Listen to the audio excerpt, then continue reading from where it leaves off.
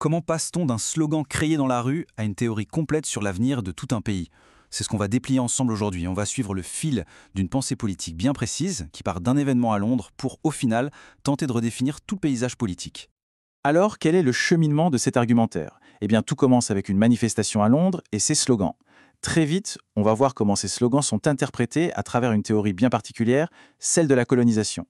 Une théorie qui elle-même serait expliquée par une logique de vengeance historique, et à la fin, on verra comment tout ça mène à ce qui est présenté comme le nouveau grand clivage politique de notre époque. Le point de départ de tout ça, c'est donc un événement bien concret. Une grosse manifestation à Londres. C'est le catalyseur de toute l'analyse.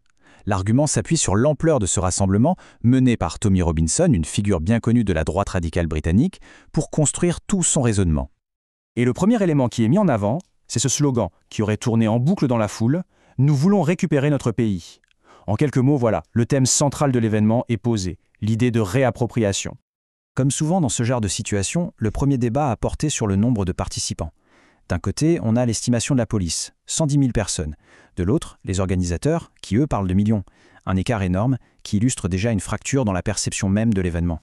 Mais au-delà des chiffres, pour vraiment marquer les esprits et décrire l'ampleur de la foule, l'analyse va chercher une image très forte, une référence historique, la fameuse phrase du général de Gaulle, c'est la mer. L'image est puissante, elle évoque une marée humaine, une force quasi inarrêtable.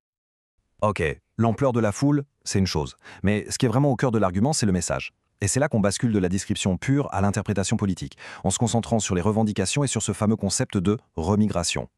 Parce que récupérer notre pays, ça peut vouloir dire plein de choses, ça reste un peu flou, mais là l'analyse met l'accent sur un second slogan beaucoup plus direct, « Send them back », renvoyez-les. Selon cette lecture, là il n'y a plus aucune place à l'interprétation. Et voilà le point clé du raisonnement. Ce slogan n'est pas présenté comme un simple cri de colère, non, il est vu comme la traduction directe, populaire, d'un concept politique bien structuré, la remigration. On établit un lien direct entre le slogan de la rue et une idéologie. Alors, comment ce message est-il interprété?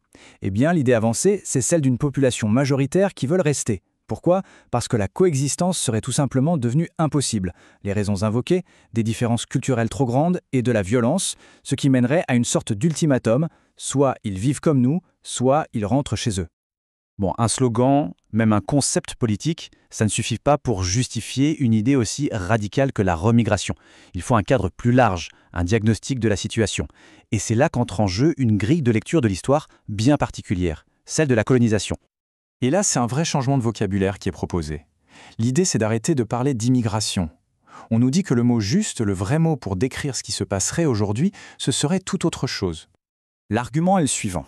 Quand de nouvelles populations arrivent, qu'elles gardent leurs coutumes, qu'elles refusent de s'assimiler, et qu'au final, elles finissent par imposer leurs propres règles, eh bien, ce ne serait plus de l'immigration. Ce serait un processus de colonisation. Le parallèle est fait directement avec ce qu'auraient fait les Britanniques en Inde ou les Français en Algérie. Et pour appuyer sur le côté urgent de la situation, un chiffre est mis en avant. 2045. C'est la date à laquelle, selon des projections de chercheurs britanniques qui sont cités, les Britanniques blancs deviendraient une minorité en Angleterre. Ok, donc on a posé le diagnostic, la colonisation.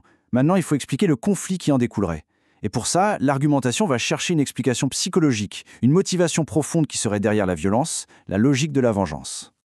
On convoque ici les idées du théoricien Frantz Fanon pour dire en substance que la violence qu'on observerait aujourd'hui n'est pas gratuite, non.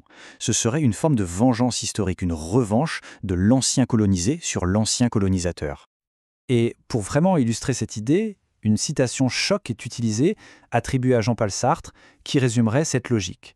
Tuer un Européen, c'est faire 2 personnes libres. C'est cette phrase qui sert à cristalliser l'idée que des agressions contre les populations autochtones seraient guidées par cette soif de revanche. Voilà, on a toutes les pièces du puzzle. La manif, le concept de remigration, la théorie de la colonisation et cette logique de vengeance. La dernière étape, c'est d'assembler tout ça pour arriver à la conclusion politique. Le grand conflit qui divise le pays aurait complètement changé de nature. L'idée qui est avancée, c'est que le vieux clivage gauche-droite sur les questions économiques ou sociales, tout ça serait dépassé. La vraie ligne de fracture, aujourd'hui, elle serait ailleurs. Alors, c'est quoi ce nouveau champ de bataille? Eh bien, c'est un conflit qui est présenté comme purement identitaire. D'un côté, il y aurait son parti, Reconquête, qui incarnerait la nation, et de l'autre, la France insoumise, qui serait dépeinte comme le parti de l'étranger, le parti d'une nouvelle France. Pour étayer cette vision, on s'appuie sur des citations attribuées à son rival politique, comme celle-ci. « Il faut donner les clés du pays à la jeunesse africaine ». L'objectif est de montrer que le camp d'en face soutiendrait explicitement la création d'un nouveau peuple et d'une nouvelle France. Et voilà comment, en partant d'un slogan dans une rue de Londres, l'argumentaire qu'on a décortiqué arrive à une conclusion radicale. La politique ne serait plus une affaire de programmes économiques ou sociaux, mais un combat pour l'identité même de la nation. Et ça, évidemment, ça laisse une question vertigineuse en suspens. Si ce clivage s'impose, quel avenir pour une société partagée entre ceux qui veulent rester français et ceux qui incarneraient une nouvelle France ?